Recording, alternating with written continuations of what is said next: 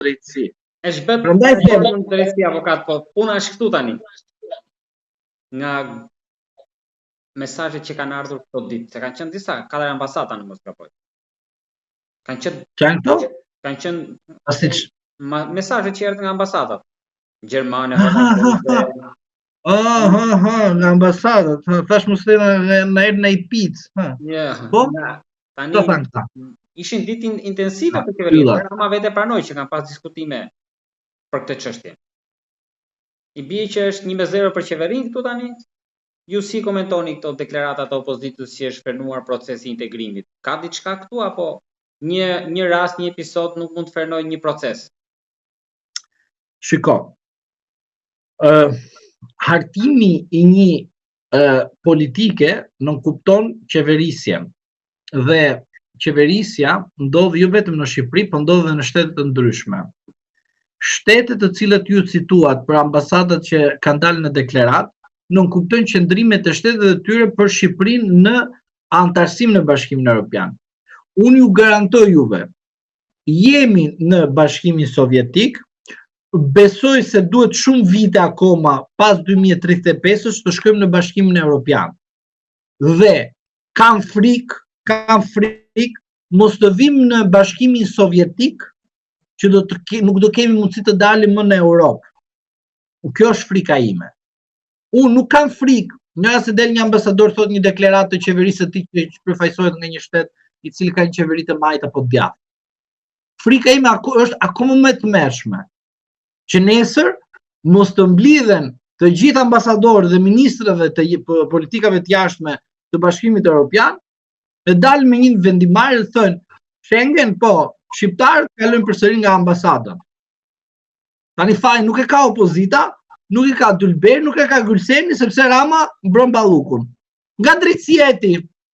Mirë, se pikrisht çdo sankcion që mund vi Shqipërisë dhe qytetarëve shqiptar do jetë faturë e Partisë Socialiste dhe drejtësisë që Partia Socialiste ka bërë me ndërkombëtar, lavazhie, çfarë doni ju vendosni.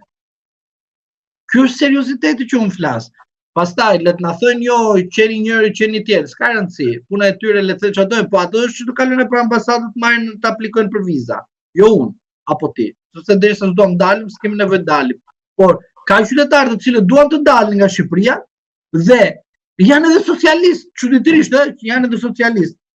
Dhe ata sot nuk dalin të thënë partisë. Ore, mblidhuni, mirë po vidhni, po ne përna qonë në Bashkimin Sovjetik të Enverit që mbi blokon të Kufit, sikur Kufit ishte parcela e shtëpisë e Enverit.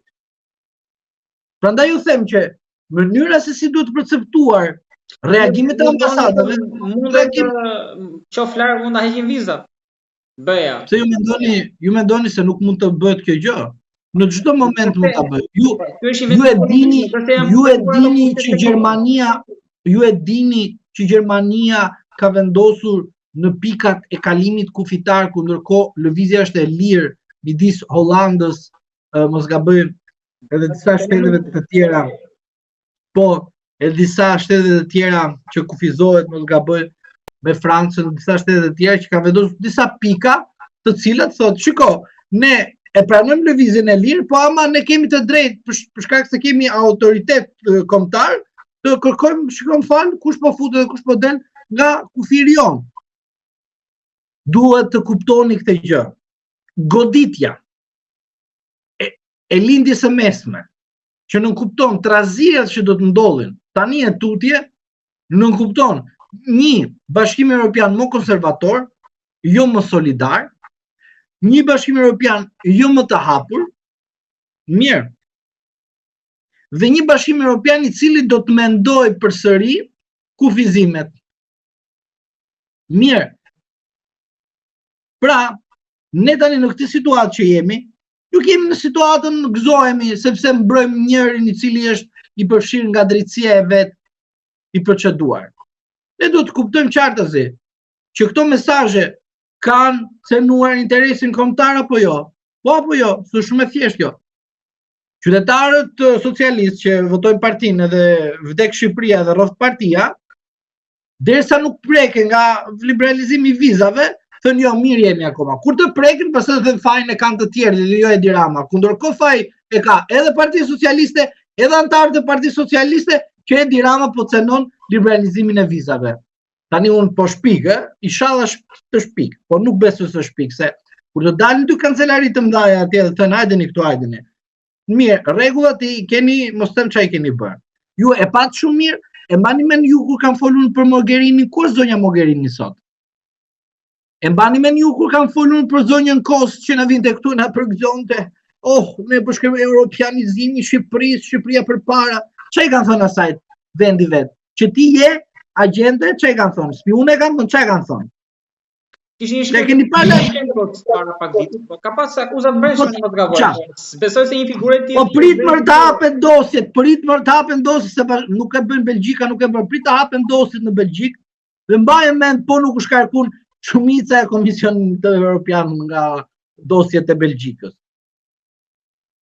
Dosjet që ka Belgjika për komisionerët e Bashkimit Evropian, falsula online, do të shikosh të vërtetën. Ata të cilët na mashtrojnë ne për Bashkimin Evropian të Shqipërisë, mashtrues ordiner. Sa mashtrues do zotëri? Avokat. E shoh që jeni irrituar. Më irritove, nuk e kam fajin unë. Më irritove, më the për ambasador dhe unë e di ti. Sa dëgjoj ambasador direkt frymëzohem nga ata. Tani kam Palacio ambasador. Kur shkelet Kushtetuta e Republikës së Shqipërisë kemi me vëmendje për të drejtat e njerëzit,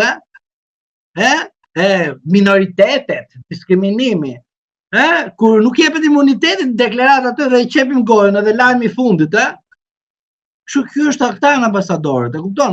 Ku e ke ambasadorin evropian të dalit flasi që po shkelet via e kuqe? Ku është? Ku është do të ambasador që na qajt për të drejtat dhe liritë themelore të njerëzit?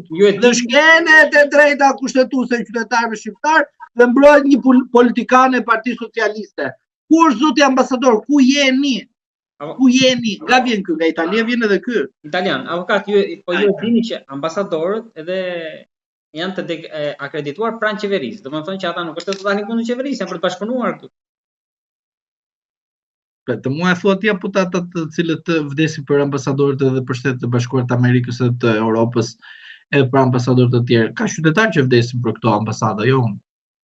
Ose për të drejtat dhe liritë themelore të shqiptarëve dhe kur shkelet kushtetuta e vendit, nuk them për liritë themelore të disave, edhe për disa tjerë them të shkelshin të drejtat. Kjo është diferenca ime me ambasadorët e mëdhej në Republikën e Shqipërisë që kur të zgjohet Belgjika nga gjumi të shkojnë xhiro me Mogherini dhe disa të tjerë. Hetimet vazhdojnë andaj, ndërkohë gjithmonë prezumimi i pafajësisë, patjetër prezumimi i pafajësisë është gjë kryesore për ata, patjetër. Për Brukselin ju tha